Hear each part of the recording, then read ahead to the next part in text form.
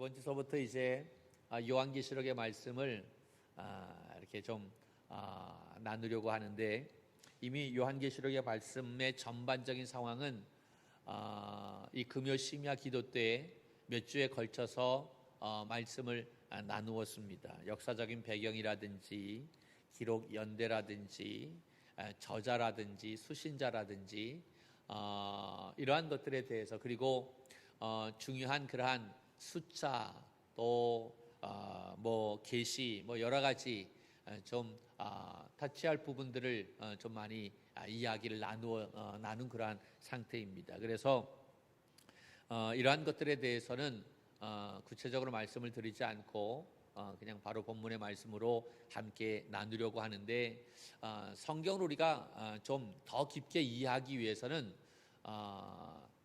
이 굉장히 중요한 것 가운데 하나가 바로 저자, 또 수신자, 역사적인 배경, 이것이 언제 기록이 되어졌는가라고 하는 것, 이것이 굉장히 중요하다라고 하는 사실이지요. 이것을 놓치지 말아야만 됩니다. 여러분들이 다시 한번 잘 복습해 보실 수 있기를 간절히 바라고요.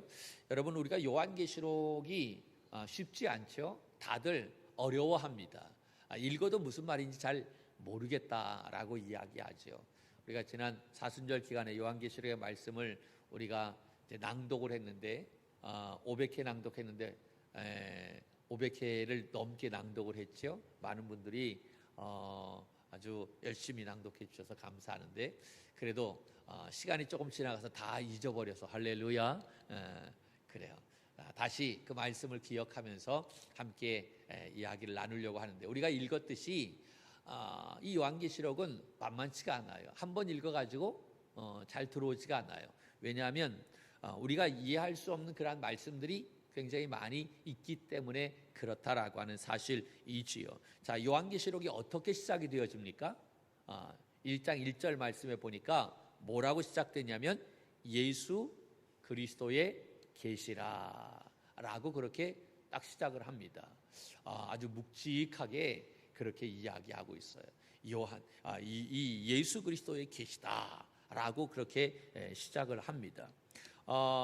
여러분, 우리가 무엇의라고 이야기할 때는 문법상 소유격이라고 얘기하죠. 근데 소유격도 이게 주격이냐 또 목적격이냐, 할렐루야. 반짝반짝 하신 분들도 계시고, 저게 도대체 무슨 말이냐, 그거 몰라도 되는데, 하여튼간 해석을 하는 데 있어서 이게 주격인지 목적격인지 이게 굉장히 중요합니다. 주격이라고 하는 것은 예수 그리스도의 계시라고 했을 때 이것이 주격이면 예수 그리스도가 주어가 된다라고 하는 사실이지요. 바로 예수 그리스도께서 주신 계시라고 하는 그러한 말씀입니다. 그러나 이것이 목적격이 된다라고 하면 예수 그리스도의 계시는 예수 그리스도에 대한 계시가 된다라고 하는 거예요. 그렇다고 한다면 도대체 1장 1절에 예수 그리스도의 계시라고 하는 이 말씀은 주격이냐 소유격이냐 어떤 거냐라고 하는 거지요.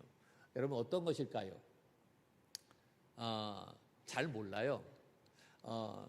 이 헬라어를 공부한 신학자가, 헬라어를 사용하는 신학자가 논문을 발표했는데, 이 예수 그리스도의 계시가 어떻게 해석이 되어야 하느냐, 주격으로 해석해야 되느냐 목적격으로 해석해야 되느냐라고 이야기했을 때 그 학자가 뭐라고 했냐면 둘 다 맞다라고 그렇게 말해서, 이유가 바로 뭐냐면 예수 그리스도의 계시라고 하는 이 말은 원어상 문법적으로 완벽하지 않기 때문이다라고 하는, 문장이 완전하지가 않다라고 하는 거예요. 그래서 이것을 주격으로 해석해도 되고 목적격으로 해석해도 된다. 그래서 예수 그리스도의 계시는 예수 그리스도께서 주신 예수 그리스도 자신에 대한 계시라고 말씀드릴 수 있다라고 하는 것입니다. 할렐루야.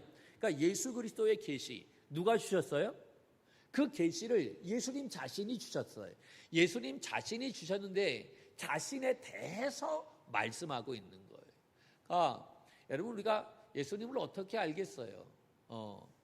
그 하나님이신데. 그러니까 하나님이 자기 자신을 보여주신 것만큼 우리가 알 수가 있는 거예요. 그러니까 우리의 능력으로는 알 수 없으니까 자기 자신이 자신을 계시해 주신 것, 보여주신 것이다 라고 하는 거예요. 예수님께서 자기 자신에 대해서 이 사도 요한에게 또 우리에게 말씀해 주신 것이 바로 요한계시록이라고 하는 말씀입니다. 자, 여기에서 계시라고 하는 단어가 굉장히 또 중요한 의미가 담겨져 있어요. 여러분, 우리나라 이 말에는 이 단수와 복수에 대한 개념이 그렇게 중요하게 여겨지지 않아요. 많지가 않아요. 그런데 원어는 외국어는 이것이 단수냐, 이 단어가 단수로 쓰여져 있느냐, 이것이 복수로 쓰여져 있느냐 굉장히 중요합니다. 그런데 여기서 말하는 이 계시는 바로 단수로 사용이 되어져 있다라고 하는 것입니다. 그러니까 여러분, 계시도 여러 가지의 계시가 있어요. 환상도 여러 가지의 환상이 있어요. 그런데 요한계시록에 나와 있는 이 예수 그리스도의 계시는 여러 개의 계시, 여러 개의 환상, 그것이 아니라 딱 몇 개다. 하나, 단수 하나다라고 하는 거예요. 하나, 오직 하나. 그것이 바로 뭐냐? 예수 그리스도에 대한 계시라고 하는 이야기인 것입니다. 그 한 가지가 바로 예수 그리스도에 대해서 이야기하고 있어요. 그러니까 요한계시록을 말할 때에, 계시를 말할 때 다른 것을 이야기한다면 그것은 이단인 거예요. 무슨 얘기인지 아시지요? 예, 요한계시록을 이야기할 때 이 계시록에서 나와 있는 그 계시의 말씀은 오직 누구를 가리킨다? 예수 그리스도를 가르친다라고 하는 사실입니다. 우리가 요한계시록을 어려워하는 이유가 상징적인 그런 표현들이 여기에 굉장히 많이 있기 때문에 그런 거예요.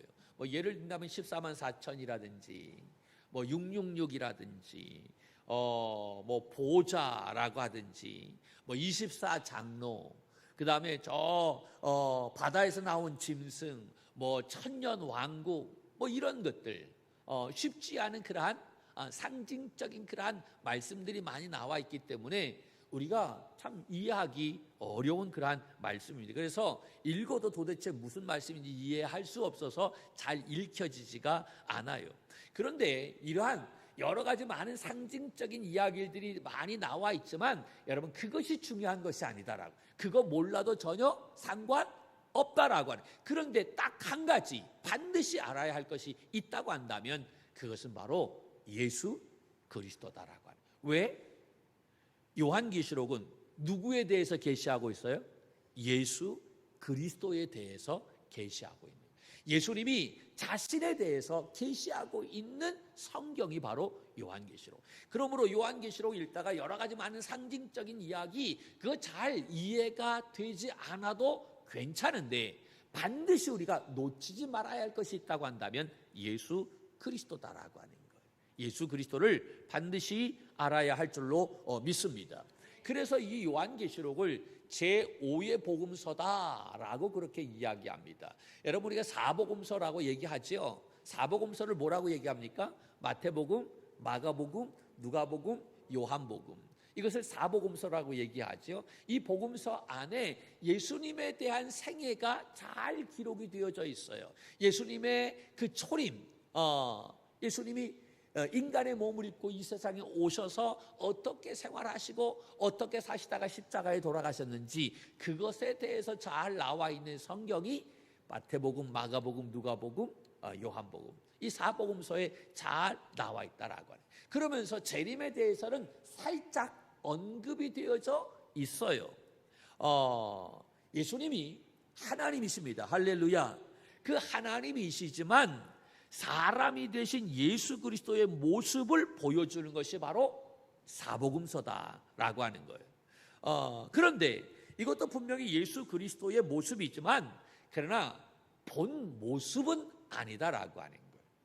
진짜 예수 그리스도의 모습, 하나님으로서 그 영광과 존귀와 영원부터 계신 모든 만물 위에 뛰어난 그 예수 그리스도의 본 모습을 말하고 있는 성경이 있다고 한다면 그 성경은 바로 이 요한계시록이다 라고 하는 사실입니다. 그 예수님께서 한 말은 바다를 밟고 있고 한 발은 땅을 밟고 있어요. 그 예수님은 태초부터 계시고 다시 오실 영광의 주, 할렐루야. 빌립보서에서 말한다면 그 본체라고 말씀하고 있지요. 하나님의 형상으로 설명하는 그 유일한 성경이 있다고 한다면 바로 요한계시록, 예수님에 대해서 정말 가장 그 예수님을 잘 설명하고 있는 성경이 바로 이 요한계시록. 그래서 요한계시록을 제5복음서라고 그렇게 말한다라고 하는 겁니다. 자, 2절 말씀을 볼까요? 1절 말씀은 그렇게 넘어가고 2절 시작. 요한은 하나님의 말씀과 예수 그리스도의 증거 곧 자기가 본 것을 다 증언하였느니라. 아멘. 자, 9절 말씀도 볼까요? 9절에 어떻게 나와 있을까요? 9절 시작. 나 요한은 너희 형제요 예수의 환난과 나라와 참음에 동참하는 자라. 하나님의 말씀과 예수를 증언하였으므로 말미암아 반모라는 섬에 있었더니. 아멘. 이 요한계시록은 누가 썼다? 사도 요한이 썼다라고 하는. 사도 요한이 썼는데 여러분, 예수님이 가장 사랑했던 제자 바로 요한이잖아요. 그 요한이 썼는데 그가 지금 반모라고 하는 섬에 갇혀 있어요. 유배당했어요. 그 반모라고 하는 섬에 유배당했던 이유가 바로 뭐냐? 오늘 이 2절 말씀과 또 9절 말씀에 보면 하나님의 말씀과 누구를 증언했다? 예수 그리스도를 증언했다. 하나님의 말씀을 전하다가 예수 그리스도를 증언하다가 그가 끌려와서 잡혀서 지금 반모라고 하는 섬에 유배당해 있는 상황이다라고 하는 것입니다. 여러분, 여기에서 증언이라고 하는 말이 나오죠. 증언. 그가 자기가 본 것을 다 증언하였다라고 이야기하는데, 여러분, 이 증언하는 사람을 우리는 뭐라고 얘기하냐면 증인이라고 말합니다. 증인. 여러분, 이 증인은 어디에서 많이 사용합니까? 재판할 때 많이 사용하지요. 재판 받아 보셨나요? 할렐루야. 우리는 뭐 그런데 갈 필요가 없어요. 법적인 문제 가지고 뭐 이렇게 하지 않으니까. 그런데 이 증인이 바로 증언하는 그러한 사람인데, 여러분, 무엇을 가지고 증언합니까? 증인이 무엇을 가지고 증언하죠? 증거를 가지고. 증인은 증언을 하는데 무엇을 가지고? 증거를 가지고. 여러분, 그러면 증거가 바로 뭐예요? 증거가 확실하게 내가 본 것, 내가 알고 있는 것, 내가 믿고 있는 것, 그것이 바로 증거. 그것을 증언하는 사람이에요. 내가 분명히 봤어요. 저 사람이 훔쳐가는 것을 내가 봤어요. 증거 있어? 예, 핸드폰에 찍혀 있어요. 증거를 가지고 말을 한다라고 하는 사실이지요.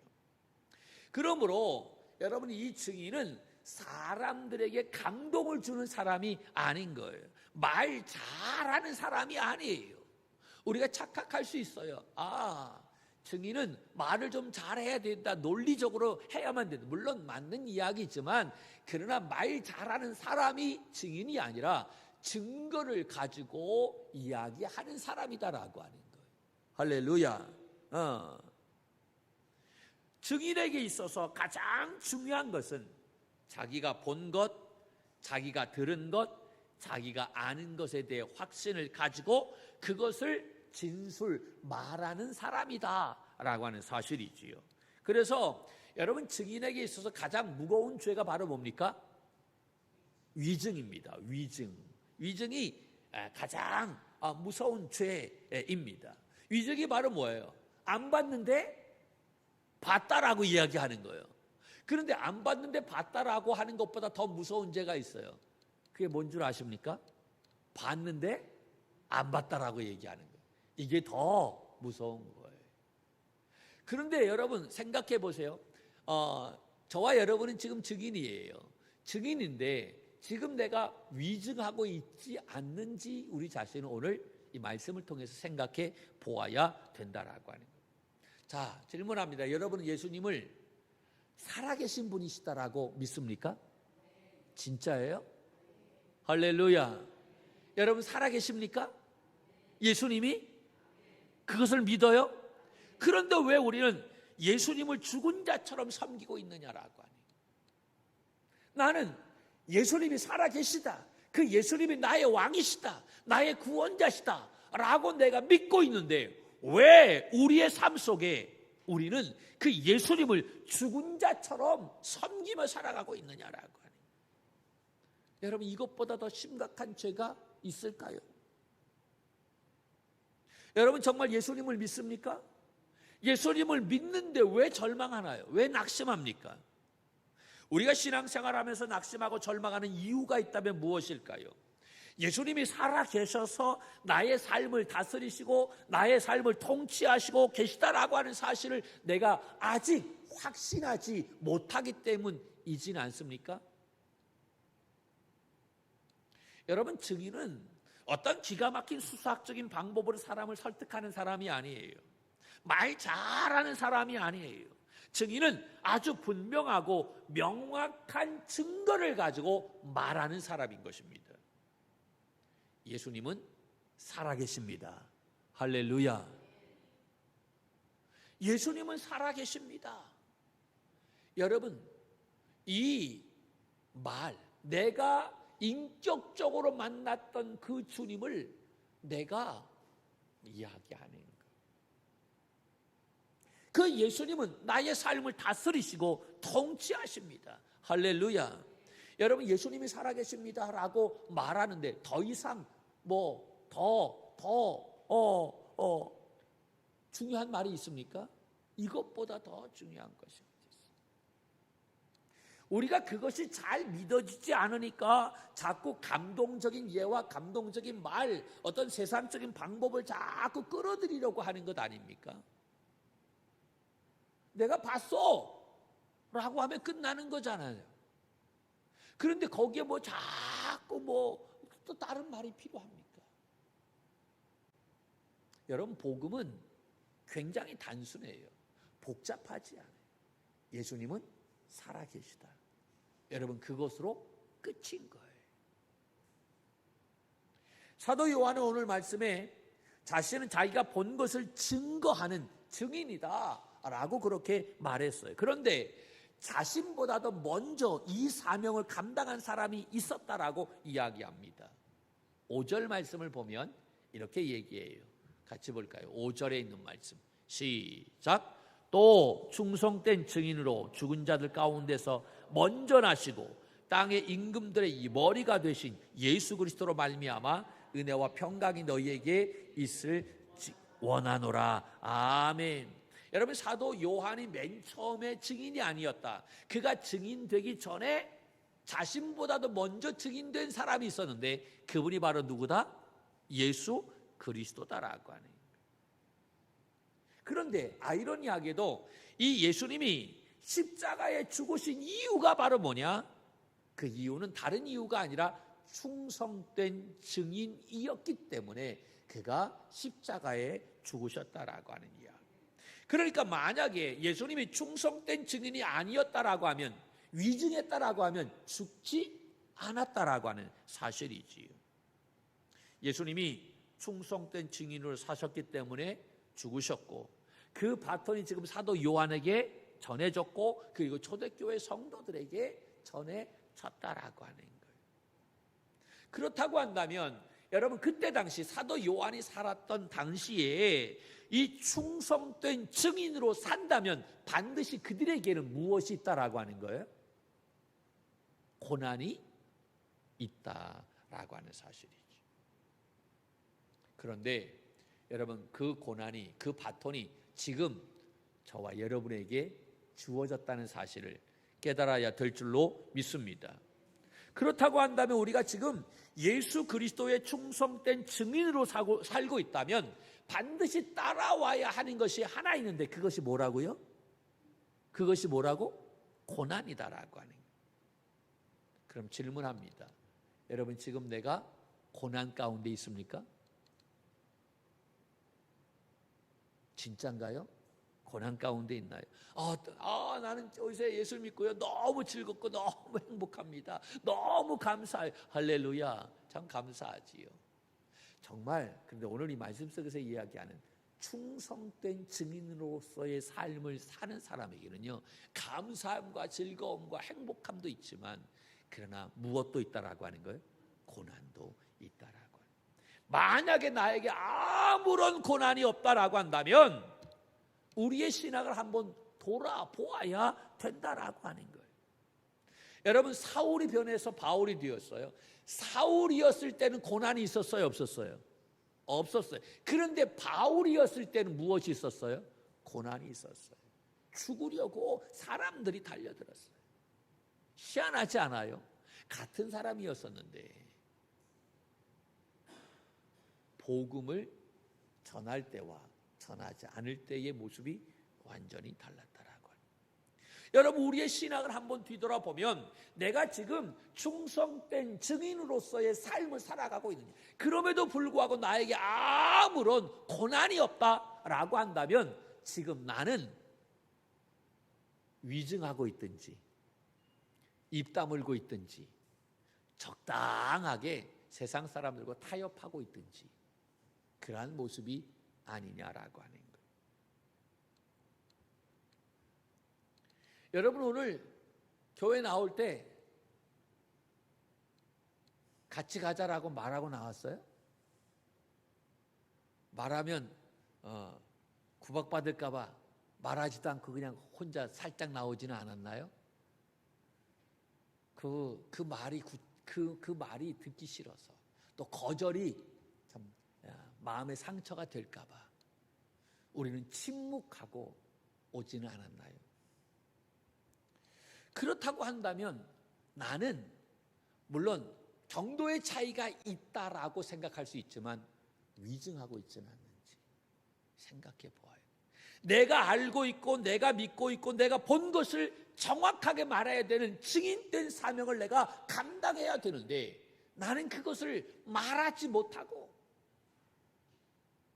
온전히 그 사명을 감당하지 못한 사람은 아닌지 오늘 이 말씀은 우리에게 이야기하고 있다라고 하는 거예요. 여러분 내가 보고 내가 확신하고 내가 믿는 것을 정확하게 증거한다면 고난이 온다라고 하는 거예요. 그런데 그 고난을 두려워하지 말라라고 하는 거예요. 충성된 증인으로 그 사명을 감당하라라고 하는 사실입니다. 사도 요한이 그랬듯이 예수님이 그랬듯이 우리도 그 고난을 감수하고 복음을 전하는 충성된 증인이 되어야 할 줄로 믿습니다. 이 요한계시록이 우리에게 요구하는 것이 바로 무엇이냐? 예수님이 충성된 증인이 되었던 것처럼 사도 요한이 충성된 증인이 되었던 것처럼 우리도 이 충성된 증인의 사명 감당하자라고 하는 사실입니다.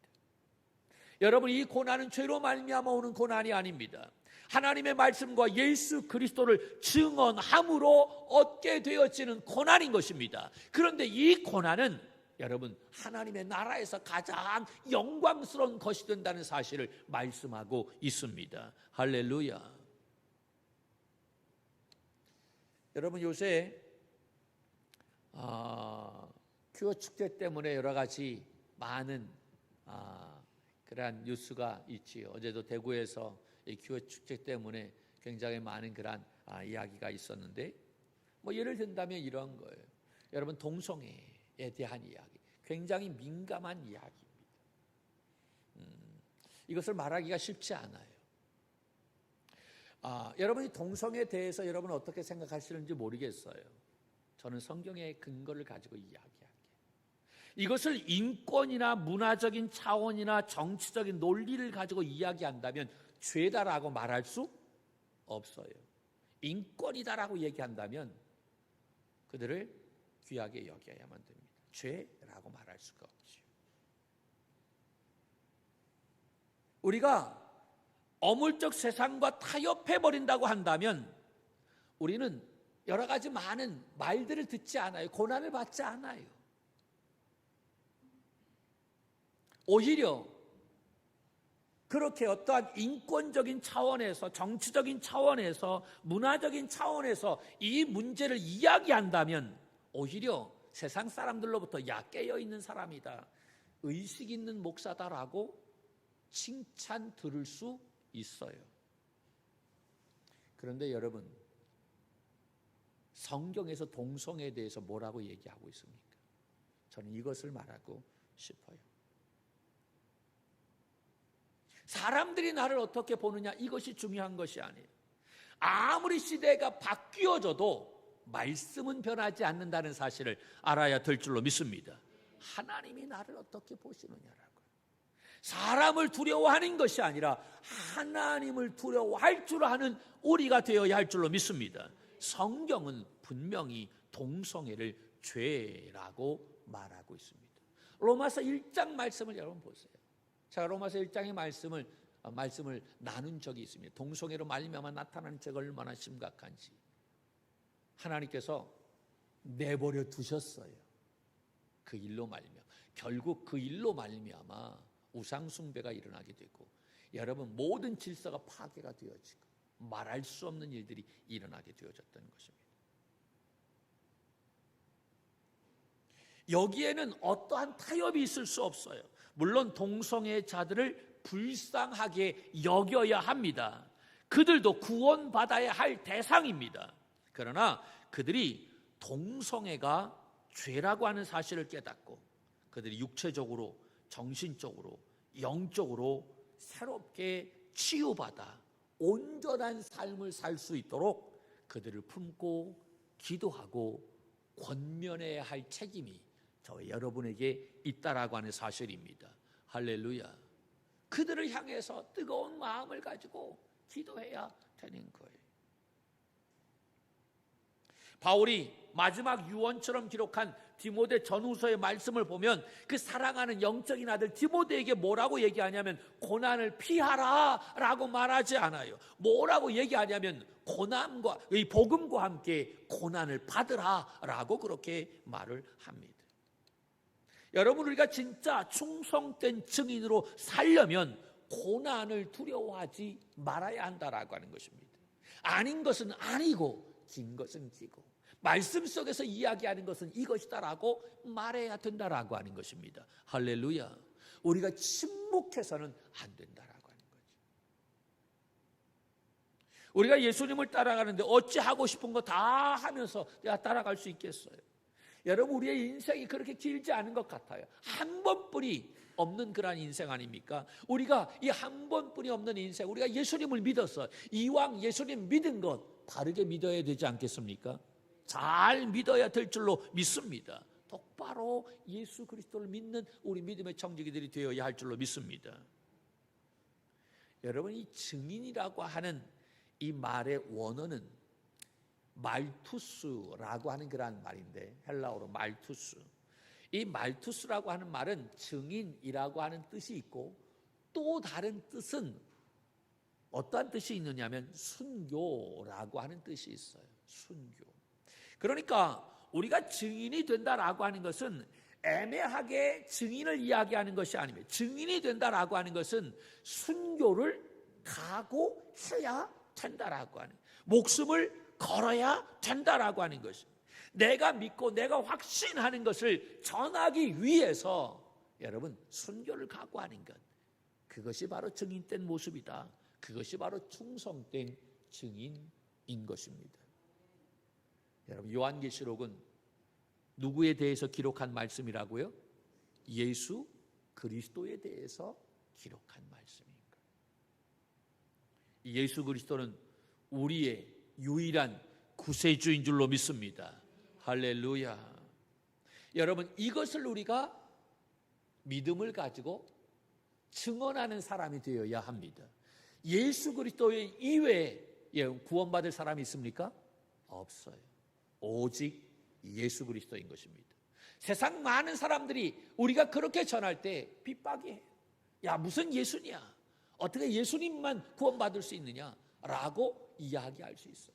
그러나 여러분, 우리가 이 성경에서 이야기하는 것을 전해야 된다라고 하는 사실입니다. 고난을 각오하고 순교를 각오하고 내가 믿는 예수 그리스도를 담대하게 증거할 수 있는 충성된 증인이 되기를 주님의 이름으로 축복합니다. 이 한 주간도 오직 예수 그리스도, 그분만을 의지하고 그분만을 바라보고 그분만을 전함으로 말미암아 이 귀한 사명 감당해내는 우리 모두가 되기를 주님의 이름으로 간절히 축원합니다.